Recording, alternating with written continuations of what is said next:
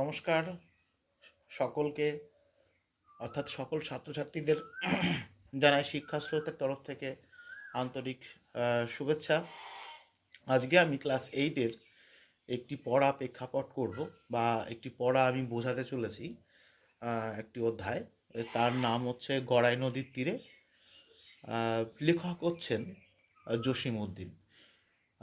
জসিমউদ্দিন হচ্ছেন আমাদের বাংলার পল্লী কবি, অর্থাৎ পল্লী কবি হিসাবে উনি জনপ্রিয়, এবং তার কাছ থেকে আমরা অসংখ্য এরকম সুন্দর সুন্দর কবিতা আমরা পেয়েছি।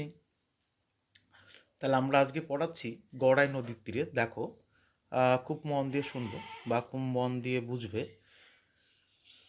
গড়াই নদীর তীরে কুঠির খানিরে লতা পাতায় ফুল মায়ায় রেখেছে ঘিরে, বাতাসে হেলিয়া আলোতে খেলিয়া সন্ধ্যা সকাল ফুটি, উঠানের কোণে বুনো ফুলগুলি হেসে হয় কুটি কুটি। আলোচ্য বিষয় হচ্ছে এই যে দেখো তোমরা, গড়াই নদীর তীরে। গড়াইটা হচ্ছে একটা নদী, বাংলাদেশের একটি প্রসিদ্ধশীল নদী গড়াই।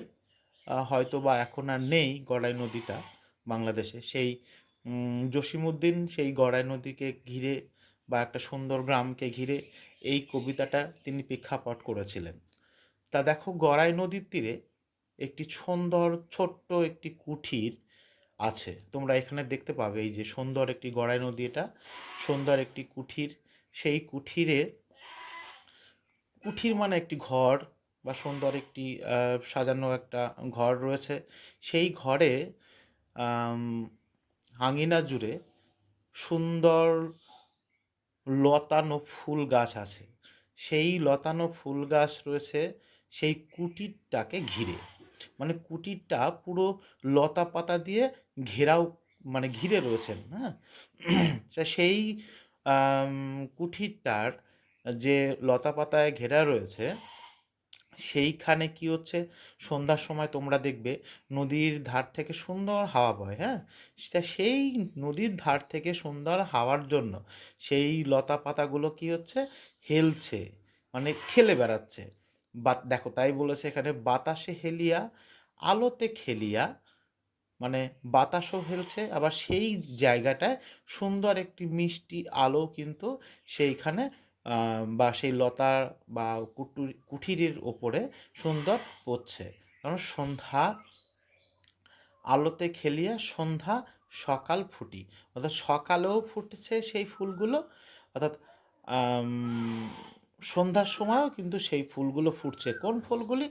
যে ফুলগুলি কুঠির জুড়ে লতা পাতা মানে সেই জড়িয়েছিল সেই ফুলগুলি। হ্যাঁ, তারপরে দেখো কি আছে, উঠোনের কোণে বুনো ফুলগুলি হেসে হয় কুটি কুটি। অর্থাৎ উঠোনের একটা সাইড, আমরা উঠোন কাকে বলি? বাড়ির সামনে যে খোলা অংশটা থাকে বাড়ির সামনে, তাকে কিন্তু আমরা উঠোন বলি বা বা আঙিনা বলি। হ্যাঁ, তা সেই উঠোনের একটা কোণে কি ছিল? এক বুনো ফুল ছিল। হ্যাঁ, বুনো ফুল, যেগুলো অটোমেটিক মানে এমনি এমনিতেই হয়ে যায় উঠোনের যে কোনো একটা প্রান্তে বা যে কোনো একটা কোনো সাইডে। হ্যাঁ, তা সেই উঠোনে কি হয়েছে, বুনো ফুলগুলো হয়েছে। সেই বুনো ফুলগুলি কি হচ্ছে, সবসময় কুঠিরের হেসে মানে কুটি কুটি হচ্ছে। মানে আনন্দ, মানুষ কখন হাসে? আনন্দ পেলে হাসে।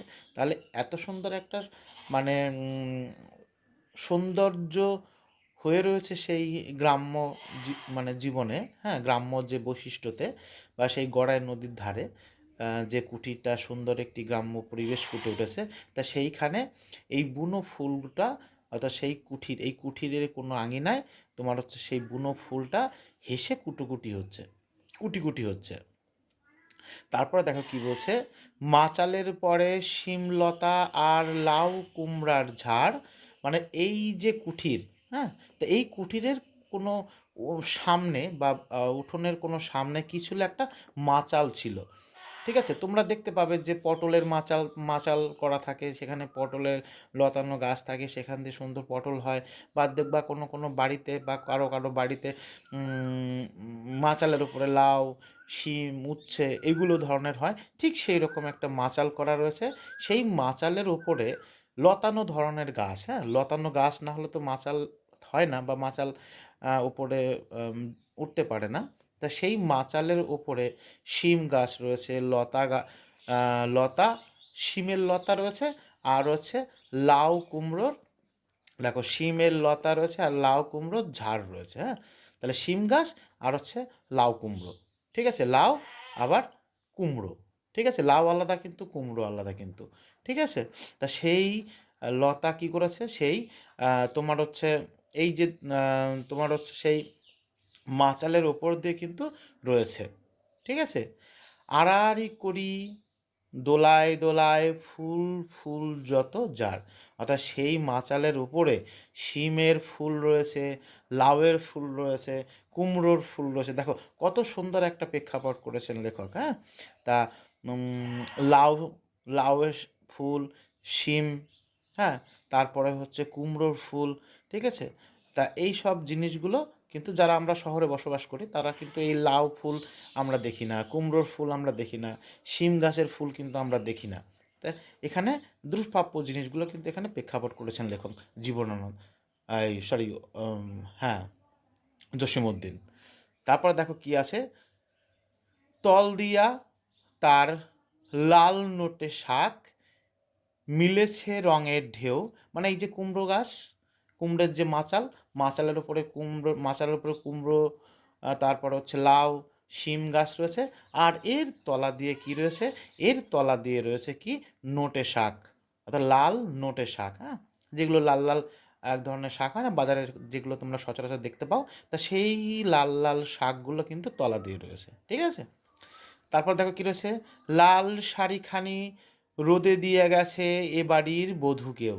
তাহলে এই যে কুটির, এই কুটিরে কোনো মানুষ বসবাস করে, অর্থাৎ সেই মানুষ বসবাস যেহেতু করে, সেই বাড়ির যে বধূ, মানে মেম, হ্যাঁ, সদ্যসাত্য বিয়ে হওয়া বউ, তা সেই বধূ কি করেছে, তার লাল শাড়িখানি রোদে দিয়ে গেছেন কোথায়, এই লাউ মাচাটার ওপরে, ঠিক আছে?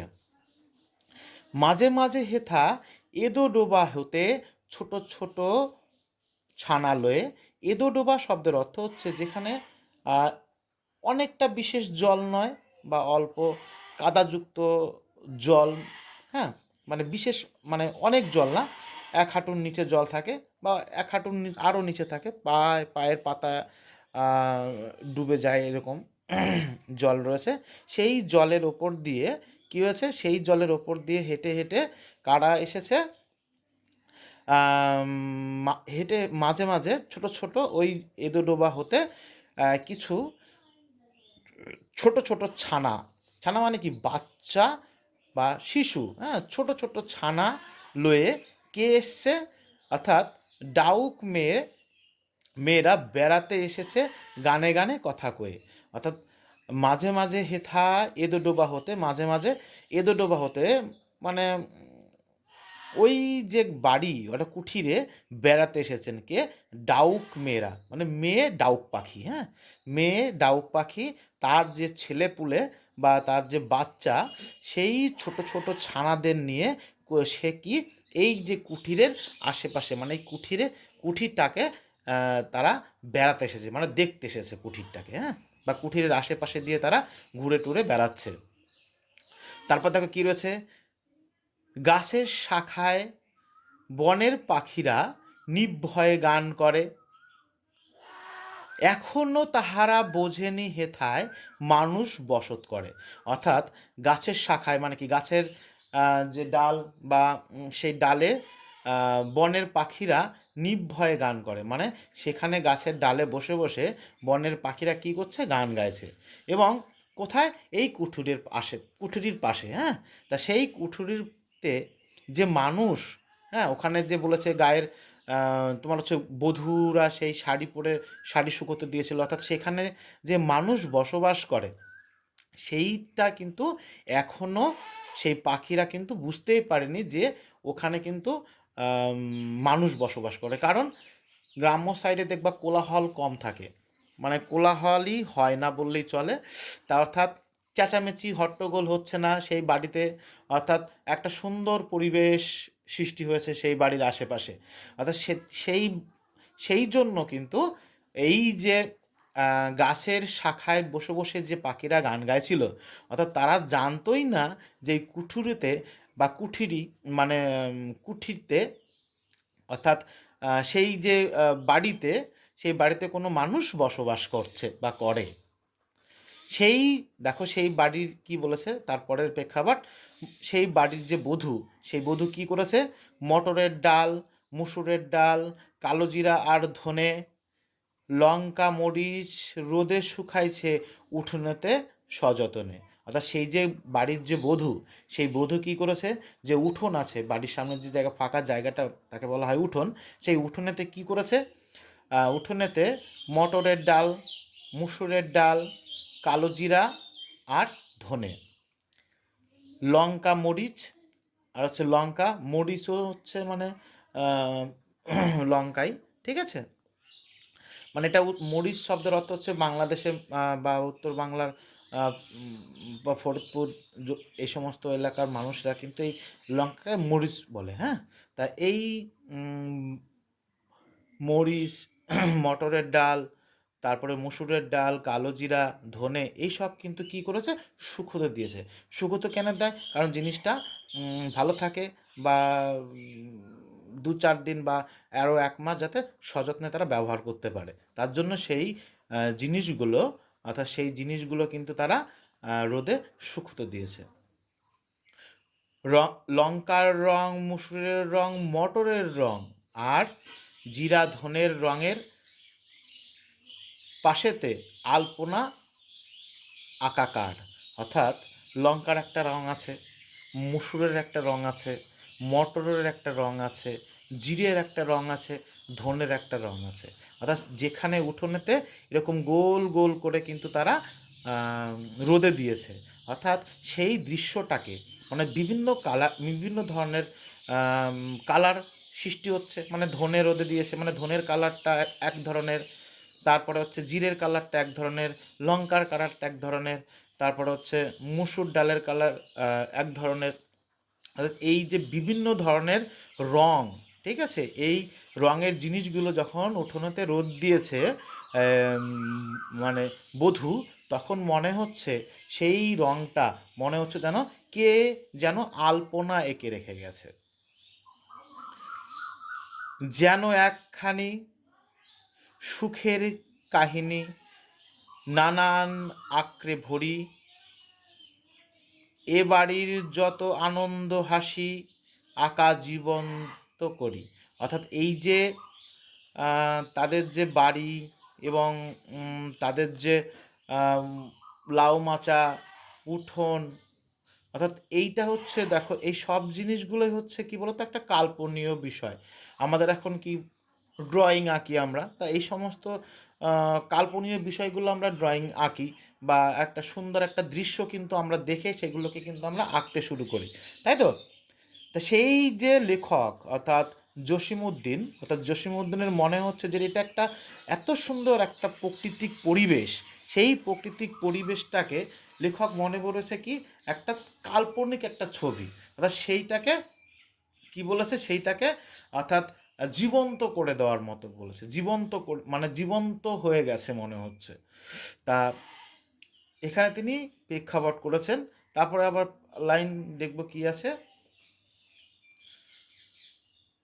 সাত সকালে রঙিন মেঘারা এখানে বেড়াতে আসে। অর্থাৎ সাত সকাল মানে কি খুব সকালবেলা, হ্যাঁ, খুব সকালবেলা রঙিন মেঘেরা, ঠিক আছে, আকাশ দিয়ে যখন রঙিন মেঘেরা চলে যায় বা এক এই দিক থেকে উত্তর দিক থেকে পূর্ব দিকে আস্তে আস্তে আস্তে আস্তে যখন বয়ে চলে যায়, তখন কি করছে, তখন মনে হচ্ছে জসিমউদ্দিনের যে তারা এখানে বেড়াতে এসছেন, বা লেখকের মনে হচ্ছে যে তারা এখানে বেড়াতে এসছে কোথায়, এই কুঠিরের ওপর, হ্যাঁ। কিছুক্ষণ যেন থামিয়া রয়েছে এ বাড়িরে ভালোবেসে। অর্থাৎ সেই মেঘগুলো যখন আকাশ দিয়ে যখন বয়ে যাচ্ছে, তখন মনে হচ্ছে যেন কিছুক্ষণ তারা আম, স্তব্ধ হয়ে রয়েছে সেই বাড়ির বাসে, অর্থাৎ সেই গড়াই নদীর তীরে সেই কুঠিরির উপরে তারা আম, কুটিরের ওপর তারা কিছুক্ষণের জন্য তারা থেমে রয়েছে। অর্থাৎ সেই বাড়ির যে প্রাকৃতিক পরিবেশ, অর্থাৎ সেই বাড়ির আম, এত সুন্দর শোভাময় একটা প্রাকৃতিক পুস্ফুটিত করেছে বা জীবন্ত করে তুলেছে, তা সেই জিনিসগুলো মনে হচ্ছে লেখকের যেন সে কিছুক্ষণ আম, থেকে যায় বা থেকে সে দৃশ্যটা সে উপভোগ করে যায়, বা এই বাড়ির প্রতি তার মেঘের যে ভালোবাসা, অর্থাৎ সেই ভালোবাসাকে তিনি কিছুক্ষণ দাঁড়িয়ে থেকে তিনি দেখতে চান। তা এই হচ্ছে গড়াই নদীর তীরে তোমাদের হচ্ছে লাইন ধরে প্রেক্ষাপট করলাম। তারপরে দেখো এই সাইডের যে প্রশ্নগুলো রয়েছে, প্রশ্নগুলো দেখো কি বলেছে। কবিতায় বর্ণিত নদীর নাম কি? তাহলে তোমরা প্রেক্ষাপট করবে কবিতায় বর্ণিত নদীর নাম কি। স্বাভাবিক সম্ভবত এখানে যে কবিতাটা আমি পড়লাম এতক্ষণ, সেই কবিতায় যে নদীটা রয়েছে, সেই নদীটার নাম কি ছিল? গড়াই। মাচার ওপরে কি আছে? তাহলে মাচারের ওপরে কি আছে? আমাদের মাচালের ওপরে রয়েছে কি বলতো? মাচালের ওপরে রয়েছে শিম, লতা আর লাউ কুমড়ো। বোঝা গেছে? তারপর দেখো কি বলেছে।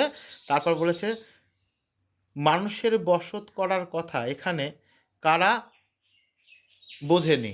অর্থাৎ মানুষ বসত করার কথা এখানে কারা বোঝেনি। দেখো আমরা পড়ছি, কোথায় পড়লাম যেন? গাছের শাখায়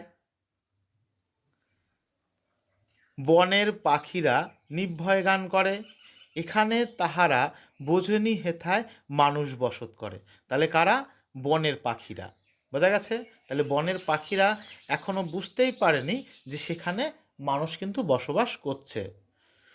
উঠোনেতে কি কি শুকাচ্ছে? দেখো উঠোনেতে কি কি শুকাচ্ছে আমরা পড়বো।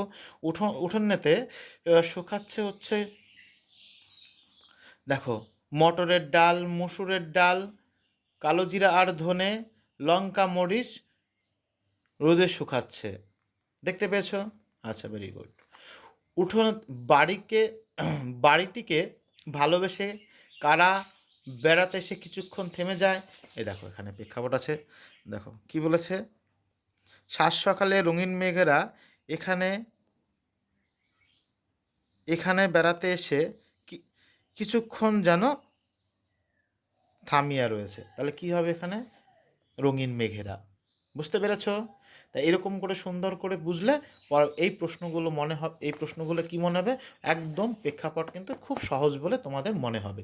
এবং আমি আমার টিউটোরিয়াল হোমে বা ইনস্টিটিউটে কিন্তু এমন করে ছাত্রদের আমরা প্রেক্ষাপট করাই, বা প্রত্যেকটা লাইন আমরা বুঝিয়ে দিই, এবং একবার না বুঝলে আমরা শতবার বোঝাবো বা অধিকবার বোঝাবো, এবং তার উপরে একটা সুন্দর আমরা একটা পরীক্ষা নেব যে ছাত্ররা কি বুঝেছে। যতক্ষণ না না বুঝবে ততক্ষণ আমরা বুঝিয়ে যাব। নমস্কার।